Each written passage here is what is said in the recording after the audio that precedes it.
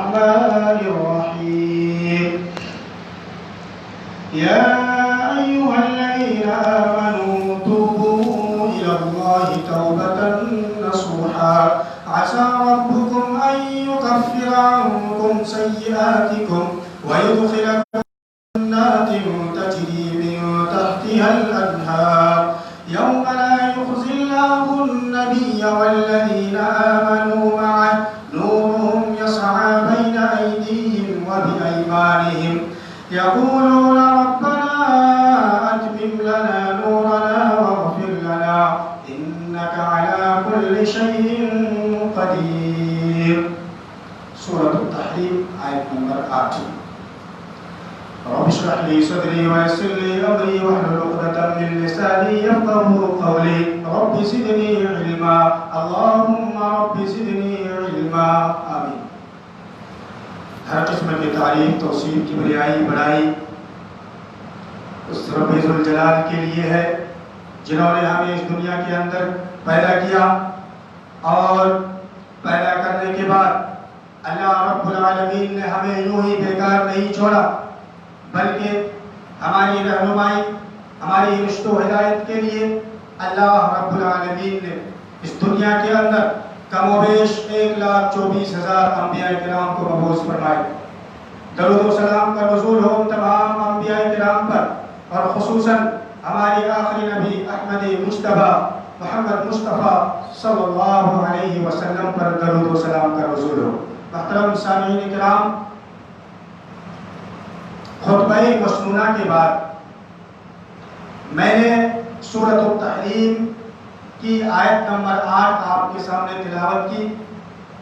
اسی آیت کے ضمن میں آپ حضرات کے سامنے کچھ باتیں عرض کرنے کی کوشش کروں گا انشاءاللہ. اللہ تبارک و تعالی جب انسان کو پیدا کیا اور پیدا کرنے کے بعد اللہ تبارک و تعالی نے انسان کو اپنی مقصد بتلایا کہ تمہاری مقصد کی تخلیق تمہاری تخلیق کا مقصد کیا ہے؟ صرف اور صرف میری عبادت کرنا. اب ایک انسان، ظاہر سی بات ہے، نبی کریم صلی اللہ علیہ وسلم نے فرمایا کہ بنی آدم جتنے بھی آدم علیہ السلام کی اولاد ہیں وہ سارے کے سارے خطا کار ہیں، گناہ گار ہیں، اور سب سے بہترین خطا کار وہ ہے، سب سے بہترین گناہ گار وہ ہے جو اللہ رب العالمین کے سامنے توبہ کرے. اللہ کے رسول صلی اللہ علیہ وسلم نے فرمایا کل بنی آدم خطاء، کہ بنی آدم کے تمام اولاد خطا کار ہیں.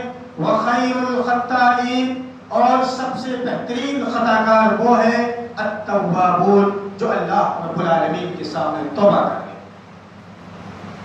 جو آیت کریمہ میں نے آپ کے سامنے تلاوت کی ہے اس کا سب سے پہلے میں ترجمہ آپ کے سامنے پیش کرنے کی کوشش کرتا ہوں.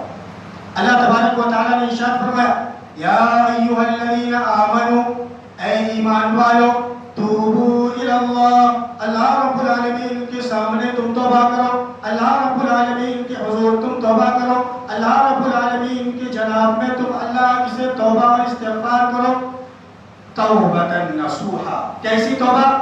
خالص دل سے، سچی دل سے، نیت صاف ہو، آئندہ گناہ نہ کرنے کی قسم کھاؤ اور اللہ رب العالمین کے سامنے یہ وعدہ کرو کہ جو گناہ ہو گئے، جو خطائیں ہم سے ہو گئی وہ خطا ہو گئی، اب آئندہ ہم سے یہ خطا نہیں ہوگی. اس طریقے سے سچی توبہ کرو، خالص دل سے توبہ کرو. اچھا، توبہ کرنے کا کیا فائدہ اس آیت کریمہ کے اندر فرمایا کہ 4 فائدے ہونے والے. عسى ربكم ان يكفر عنكم سيئاتكم، اللہ تبارک و تعالیٰ نے فرمایا کہ جب تم میرے سامنے توبہ کرو گے تو پہلا فائدہ یہ ہونے والا ہے کہ تمہارے گناہ سارے کے سارے ہم معاف کر دیں گے. عسى ربكم ان يكفر عنكم سيئاتكم. دوسرا فائدہ ويدخلكم جنات تجري من تحتها الانهار، اور ہم تمہیں ان جنتوں میں داخل کریں گے جن کے نیچے نہریں جائیں. اس کے بعد فرمایا یوم لا یخزی اللہ النبی والذین آمنوا معہ، اور کل قیامت کے دن نبی اور جو نبی کے ماننے والے ہیں ان کو رسوا نہیں کیا جائے گا۔ اور چوتھا فائدہ یہ ہے کہ جب تم قیامت کے دن جب اندھیرا چھا جائے گا تب تمہارے آگے بائیں دائیں سے روشنی اور نور پیدا ہوگا۔ یہ 4 فائدے اس آیت کریمہ کے اندر بیان کیا گیا ہے۔ تو اللہ رب العالمین سے سچی دل سے توبہ کرو گے۔ اللہ رب العالمین نے کہا کہ تم ہزاروں گناہ کر ڈالو لیکن گناہ جیسے ہو تم ہمارے سامنے توبہ کر لو، ہم تمہاری توبہ کو قبول کریں گے اور تمہاری گناہ کو معاف کر دیں گے۔ حضرت انس بن مالک رضی اللہ تعالیٰ عنہ فرماتے ہیں کہ اللہ کے رسول صلی اللہ علیہ وسلم نے فرمایا، ظاہر سی بات ہے کہ انسان اور نبی کریم صلی اللہ علیہ وسلم کے جو ٹرین یافتہ، جو آپ کے سائے نیچے، آپ کے پیچھے چلنے والے لوگ تھے، ان سے بھی گناہیں سرزد ہوئی، خطائیں ہوئی اور انہوں نے فوراً اللہ کی جناب میں توبہ کر لی، اور وہ توبہ آنکھوں کے سامنے ہے، حدیث میں موجود ہے کہ وہ کس طرح سے توبہ کیے، اور اللہ کے رسول صلی اللہ علیہ وسلم نے فرمایا کہ جاؤ تمہاری توبہ کو اللہ تعالیٰ نے قبول کر لیا۔ حضرت عبداللہ بن مسعود رضی اللہ تعالیٰ عنہ فرماتے ہیں کہ نبی کریم صلی اللہ علیہ وسلم نے فرمایا، ان المؤمن یرى ذنوبه كأنه قاعد تحت جبل يخاف ان يقع عليه وان الفاجر يرى ذنوبه كذباب مر على أنفه فقال به هكذا قال أبو شهاب بيده فوق أنفه۔ رواه البخاری في کتاب الدعوات۔ حضرت امام بخاری رحمۃ اللہ علیہ اس حدیث پاک کو کتاب الدعوات کے اندر لاتے ہیں، جہاں پر دعاؤں کا ذکر ہے، وہاں پر اس حدیث کو امام بخاری رحمۃ اللہ علیہ لاتے ہیں۔ کیا ہے؟ ان المؤمن یرى ذنوبہ، جب ایک مومن کوئی گناہ کرتا ہے، ذنوبہ كأنه قاعد تحت جبل، وہ اس گناہ کو ایسے محسوس کرتا ہے جیسے وہ کسی پہاڑ کے نیچے بیٹھا ہو اور اسے اس بات کا اندیشہ ہو، ڈر ہو کہ کہیں وہ پہاڑ میرے اوپر آ کر نہ گر جائے اور میں ہلاک و برباد ہو جاؤں۔ ایک چھوٹی سی گناہ ایک مومن کی صفت ہے، وہ گناہ کرتا ہے لیکن وہ بہت بڑا بوجھ سمجھتا ہے۔ ظاہر سی بات ہے، نبی کریم صلی اللہ علیہ وسلم نے فرمایا کل بنی آدم خطاؤن، کہ بنی آدم کی جتنی اولاد ہے ساری کے ساری خطا کار ہیں، گناہ گار ہیں۔ تو ظاہر سی بات ہے یہ مومن کی ایک صفت ہے کہ جب تم خطا کرو، جب گناہ کرو تو اللہ رب العالمین سے توبہ بھی کرو، اور جب تم خطا کرو گے، گناہ کرو گے اور اللہ کے سامنے گڑ گڑاؤ گے، اللہ رب العالمین کے سامنے اپنے ہاتھ کو پھیلا کر تنہائی میں اور رات کے سناٹے میں جب اپنی آنکھوں سے آنسو بہاؤ گے تو اللہ تبارک و تعالیٰ کو اس ادا بہت پسند ہے، اس ادا کو اللہ تبارک و تعالیٰ، اور اللہ تبارک و تعالیٰ تمہارے گناہ کو معاف کر دے گا۔ اور وہ جو 7 خوش نصیب انسان ہے ان میں سے ایک ہے وَرَجُلٌ ذَكَرَ اللَّهَ خَالِيًا فَفَاضَتْ عَيْنَاهُ، ایک وہ آدمی ہے جو اللہ رب العالمین کا ذکر کرتا ہے صرف تنہائی میں، رات کے سناٹے میں۔ اب ظاہر سی بات ہے کہ انسان تنہائی میں اللہ سے توبہ کرے گا تو اس میں ریا اور نمود شامل نہیں ہو سکتا۔ جو انسان تنہائی میں توبہ کرے، جو انسان اپنی گناہوں کی معافی تلافی اس حال میں کرے کہ وہ تنہا ہو، کوئی دیکھنے والا نہیں ہو۔ اللہ رب العالمین کی ذات ہے جو علیم بذات الصدور ہے، اللہ دلوں کی بھیدوں کو بھی جاننے والا ہے، اللہ تبارک و تعالیٰ کی ذات کے علاوہ اور کوئی نہیں جانتا۔ تو رات کی سناٹے میں جو انسان توبہ کرتا ہے اللہ تبارک و تعالیٰ اس کی توبہ کو قبول کرتا ہے، اس کی گناہوں کو معاف کر دیتا ہے۔ اور اتنا ہی نہیں، اللہ تبارک و تعالیٰ گناہوں کے بدلے میں حسنات کو بھر دیتا ہے۔ جو گناہ آپ نے کیے وہ تو مٹنا ہی مٹنا ہے، اس کے ساتھ ساتھ اللہ تبارک و تعالیٰ نے حسنات سے بھی بھر دیتا ہے، اچھائی تمہارے اندر ڈال دیتا ہے۔ ان الحسنات یذہبن السیئات، اللہ تبارک و تعالیٰ نے فرمایا کہ بے شک برائی جو ہے مٹ جاتی ہے اور انسان کو اچھائی ملتی ہے۔ ان الحسنات یذہبن السیئات۔ آج ہم جس دور سے گزر رہے ہیں، جس ماحول میں ہیں، اس ماحول کا جائزہ لیں گے تو آپ کو پتا چلے گا کہ انسان گناہ کرتا ہے اور گناہ کو گناہ نہیں سمجھتا۔ ایک انسان گناہ کرتا ہے اور گناہ کو گناہ نہیں سمجھتا ہے، وہ اسے ثواب کی نیت سے بھی کر ڈالتا ہے کہ اس میں ثواب ہے۔ اب ظاہر سی بات ہے ضلالہ وکل ضلالۃ فی النار کل بدعۃ ضلالہ. ہر نئی چیز جو نبی کریم صلی اللہ علیہ وسلم کے دور میں نہیں ہے اگر آج آپ کر رہے ہیں تو وہ بدعت ہے اور ہر بدعت گمراہی ہے اور ہر گمراہی جہنم میں جانے والی ہے.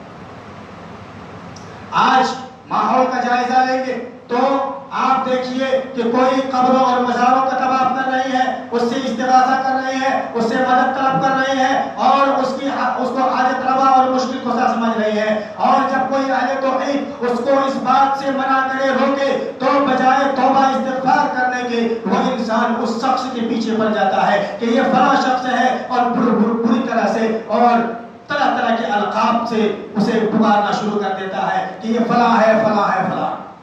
حالانکہ وہ ایک شرک کر رہا ہے اور اگر وہ انسان اسی حالت میں مر جاتا ہے تو اس میں کوئی کمپرومائز نہیں ہے کہ اللہ تبارک و تعالیٰ اسے سیدھے جہنم میں ڈالے.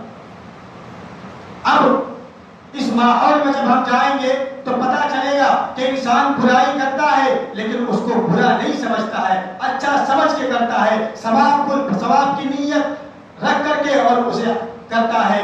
تو ظاہر سی بات ہے ایک موحد کی, ایک اتباع سنت پر چلنے والے انسان کے اوپر یہ فرض اور واجب ہے کہ اسے صحیح راستہ دکھلائے, اس کو صحیح راستے کی طرف لانے کی کوشش کیا جائے, چاہے وہ عالم ہو چاہے کوئی بھی ہو. اگر آپ کے پاس ایک آیت کا بھی علم ہے تو اس کو دوسرے تک پہنچاؤ.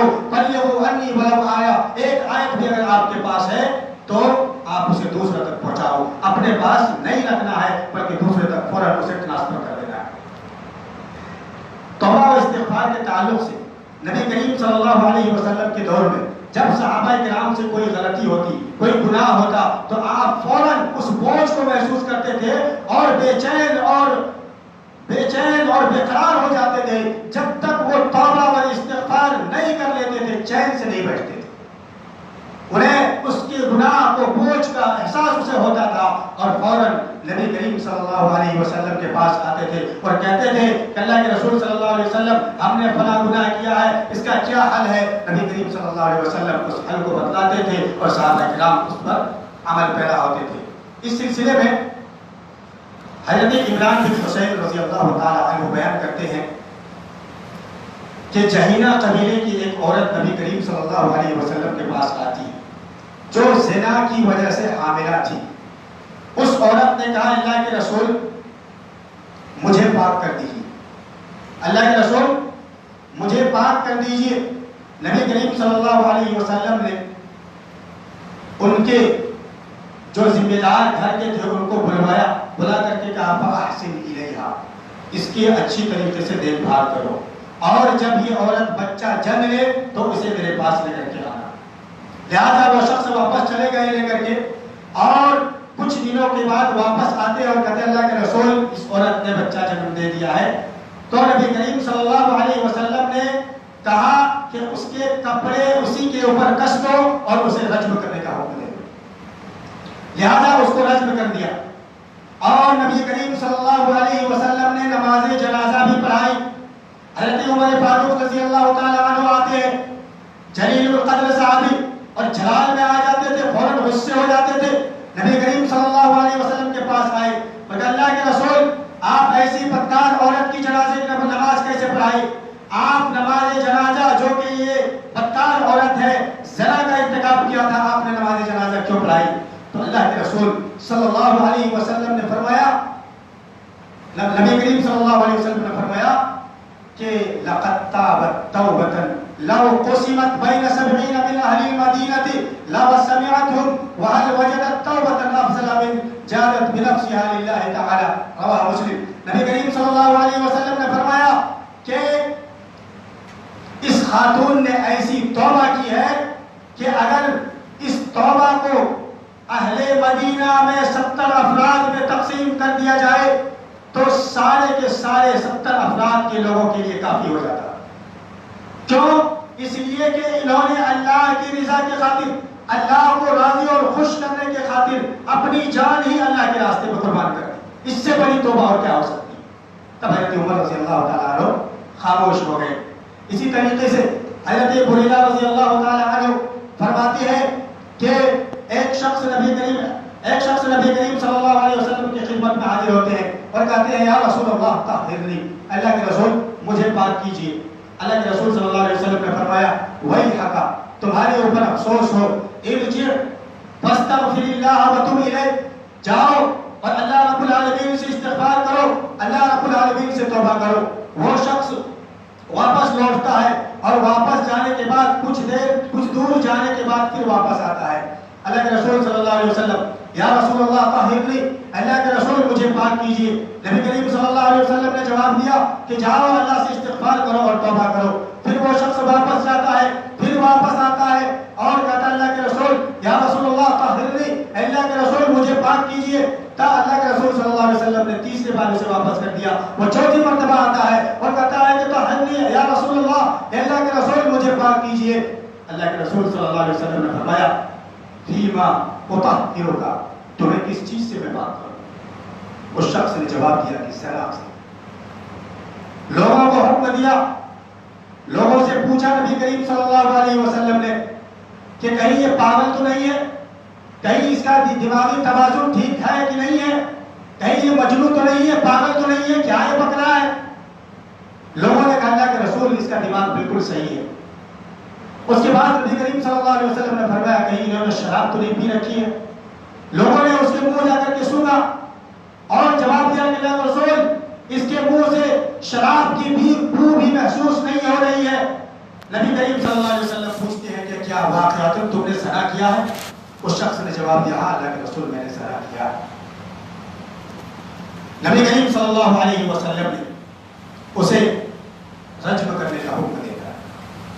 دینے کے بعد آپ نے نماز جنازہ بھی پڑھائی اور نبی کریم صلی اللہ علیہ وسلم نے فرمایا کہ اس شخص نے لقد تابت توبۃ لو قسمت بین امۃ لو سمعتهم، کہ انہوں نے ایسی توبہ کی ہے کہ اگر اسے لوگوں کے ایک گروہ میں تقسیم کر دیا جائے تو اس گروہ کو سارے کے سارے گروہ میں جتنے بھی شامل ہیں سارے کو اللہ تبارک و تعالی معاف کر دے۔ اللہ اکبر۔